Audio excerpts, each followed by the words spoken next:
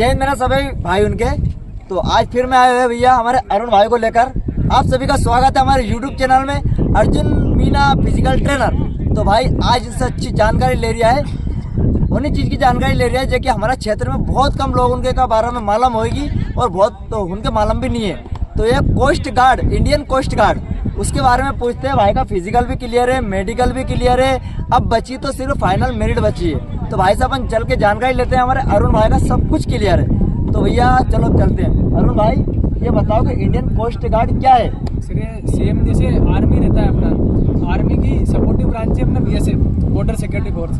जैसे SSC GD से अपन BSF वगैरह में जाते हैं, सेम सर ये नेवी का सपोर्टिव ब्रांच है। जैसे नेवी रहता है तो नेवी सर अपना बॉर्डर की सिक्योरिटी करता है, मतलब इंटरनेशनल बॉर्डर की सिक्योरिटी करता है नेवी। और कोस्ट गार्ड का काम ये है कि टेरिटोरियल बाउंड्री के अंदर इंडिया की कोस्ट की सिक्योरिटी करता है। तो सर ये सिमिलर टू नेवी ही है, मतलब कोस्ट गार्ड का काम ये है कि अपने इंटर टेरिटोरियल एरिया का सिक्योरिटी करना।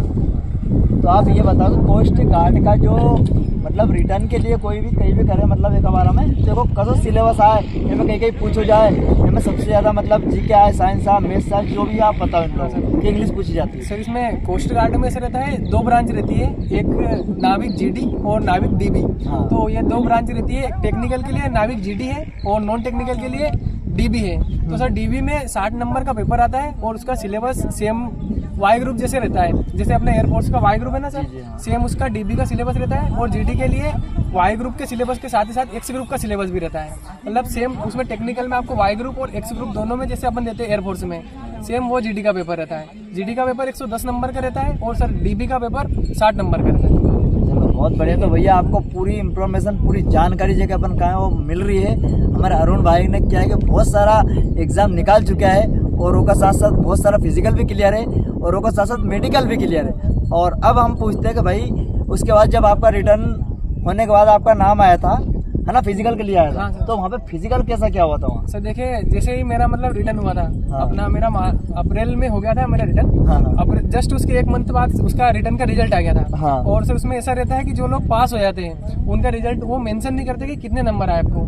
जो लोग फेल हो जाते हैं उनका मेंशन करते थे कि आपके इतने सब्जेक्ट में ये नंबर है। और उनको जस्ट रिजल्ट के जस्ट बाद में वहाँ पे सर एडमिट कार्ड के लिए डेट सिलेक्ट करने का ऑप्शन आया था।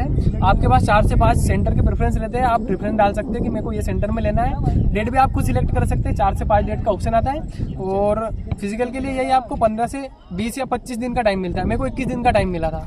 और फिजिकल ऐसा नॉर्मल है, मेरा सेंटर गांधीनगर था, वहाँ पे स्टाफ बहुत ही सपोर्टिव है। सेम डे मेडिकल हो जाता है, तो वो ऐसा सुबह मेरा 7 बजे के समथिंग रिपोर्टिंग था सर वहाँ पे, और रात को 11 बजे फ्री कर दिया था। तो इसका फिजिकल जो होता है, फिजिकल में क्या क्या होता है? इसका फिजिकल में मतलब इसका फिजिकल किस हिसाब से होता है सर? इसकी फिजिकल मतलब जो रहती है दौड़ कितनी होती है, उसके बाद और क्या क्या किया जाता है फिजिकल के लिए, क्या क्या मांगते हैं? देखिए फिजिकल इसका सेम है, अपना एयरफोर्स है। जैसे एयरफोर्स में 7 मिनट के अंदर 1600 मीटर रनिंग रहता है। हाँ। सेम उसमें भी सर 7 मिनट के अंदर 1600 मीटर रनिंग रहता है। फिर उसके बाद में पुशअप्स रहते हैं, 15 पुशअप रहते, सॉरी 10 पुशअप रहते हैं उसमें, और सीटअप रहते हैं। तो सर इसका फिजिकल ऐसा रहता है, सेम है अपना एयरफोर्स का जैसे फिजिकल रहता है। इसका 7 मिनट में 1600 मीटर तो रनिंग रहती है, उसके बाद में अपना 10 पुशअप रहते हैं और 20 स्क्वाट। ये इसका फिजिकल का क्राइटेरिया है। तो भाई का फिजिकल भी क्लियर हो चुका था। उसके बाद हम पूछते हैं इसका फिर मेडिकल के लिए क्या क्या होता है, मेडिकल कैसा होता है, मेडिकल नॉर्मली होता है या थोड़ा लेवल में इनको भी मेडिकल ली हो जाए। अपन पूछते हैं अरुण भाई इसका मेडिकल किस हिसाब से होता है? सर मेडिकल इसका इजी भी नहीं बोल सकते, लगभग मॉडरेट लेवल में इसका मेडिकल होता है। नेवी का सबसे मेरे हिसाब से मैं नेवी का भी देख के आया हूँ, कोस्ट गार्ड का भी दिया मैंने, एयरफोर्स का भी दिया।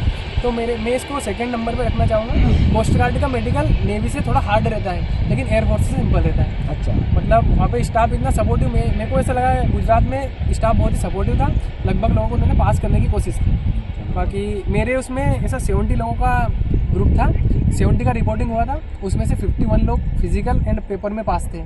और उसमें से सिर्फ 11 लोगों को पास किया था उन्होंने मेडिकल में, क्योंकि कुछ लोग को नॉलेज नहीं था तो वो एयरबैग्स वगैरह नहीं करवा के गए थे, तो वो आधे टेस्ट उनके नहीं हो पाए थे, इसलिए 11 लोग पास किए थे सर उन्होंने मेडिकल में। चलो बहुत बढ़िया। तो भैया मैं अरुण भाई को शुभकामनाएं देना चाहता हूँ। सबसे पहले तो एयरफोर्स का फिजिकल, मेडिकल और बोलते हैं कि इनका क्लियर हो चुका है।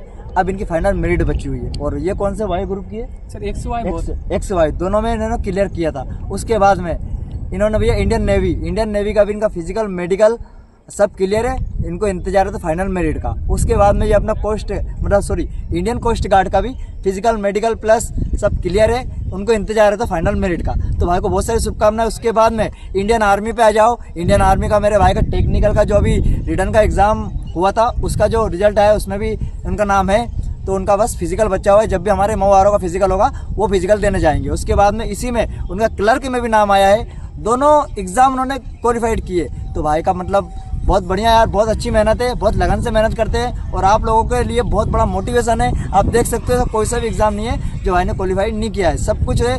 तो बस मैं यही कहना चाहता हूँ कि जल्दी जल्दी फाइनल सिलेक्शन हो जाए।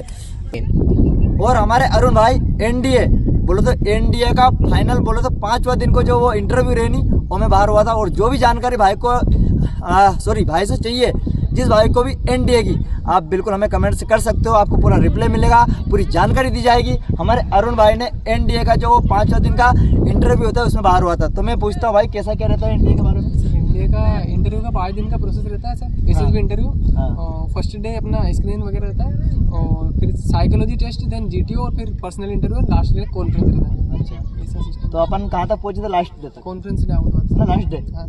चलो यार, वो तो क्या बोलो कि थोड़ा बहुत कुछ यहाँ की भी बात रिया करे, बाकी मेहनत में कोई कमी नहीं है भाई की। या किस्मत रही नहीं, या भी बहुत बेकार चीज़ होया करे। और कभी कभी किस्मत को हराने वाली होती तो वो भी मेहनत ही होती है। तो भैया हमें किस्मत को हराना है तो मेहनत करना पड़ेगा। कभी भी किस्मत के भरोसे बैठोगे तो कुछ नहीं मिलेगा, है ना। तो मेरे भाई ने बहुत अच्छी मेहनत की है। इस बार किधर ना किधर तो भाई चिपक ही जाएगा, किधर ना किधर उसका जरूर होगा। और हम तो ये चाहते हैं कि ऐसी चीज़ मिले कि जो उसके लायक हो। भाई बहुत मेहनती है, बहुत मेहनत करता है। बाकी भगवान के लिए मैं तो बस यही कहना चाहूँगा, ज़िंदगी के लिए ऑल द बेस्ट। बाकी सबको लाइक करो, कमेंट्स करो और हमारे चैनल को सब्सक्राइब करो। आपका फिजिकल ट्रेनर अर्जुन मीना, देसी किसान आर्मी लवर। जय हिंद, जय Bharat, Vande Mataram, all the best.